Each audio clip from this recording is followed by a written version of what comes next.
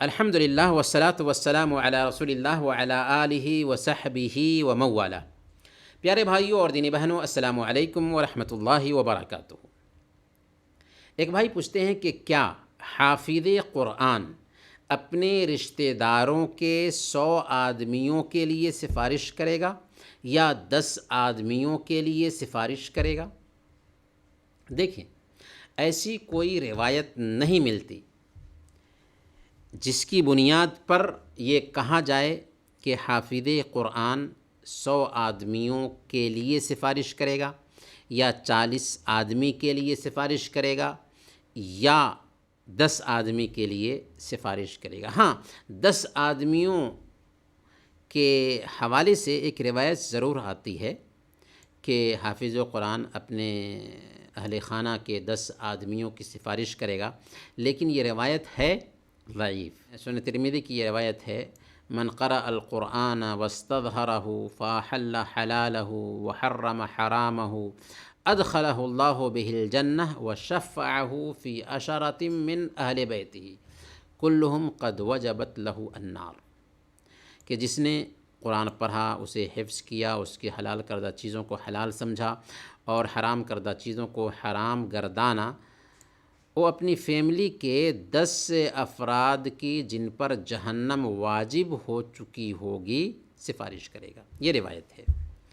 لیکن اس روایت کو شیخ البانی رحمۃ اللہ علیہ نے سخت ضعیف کہا ہے، سخت ضعیف۔ دیکھیے، ضعیف الترمذی حدیث نمبر 2905۔ مجھے تعجب ہوا، کل میں ایک ہندوستان کے مشہور عالم دین کا لیکچر سن رہا تھا، تو اپنے لیکچر میں انہوں نے یہ روایت نقل کی اور کہا کہ زیادہ تعداد میں سفارش کرنے والی جو روایتیں آئی ہیں وہ تو صحیح نہیں ہیں، پر 10 آدمیوں کی سفارش کرنے والی جو روایت ہے یہ اعلیٰ درجے کی سند کو پہنچی ہوئی روایت ہے،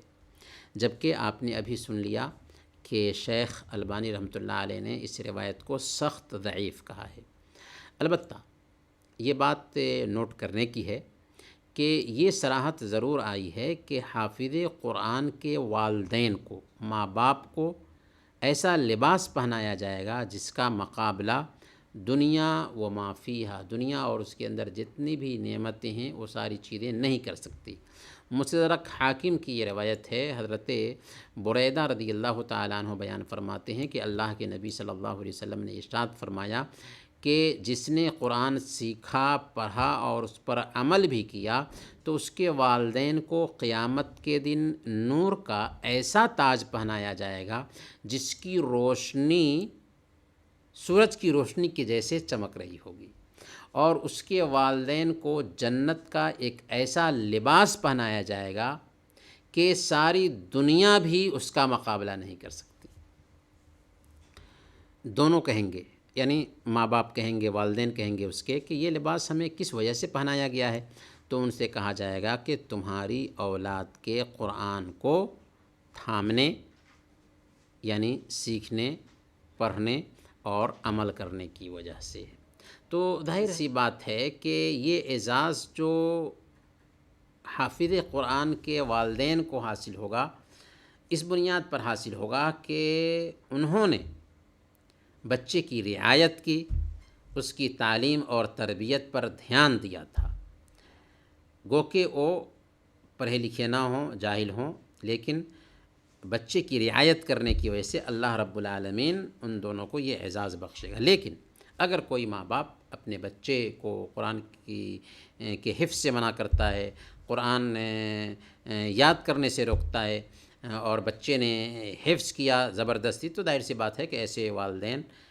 اس اعزاز سے محروم رہیں گے۔ وصلی اللہ علی نبینا محمد وعلی آلہ وصحبہ اجمعین۔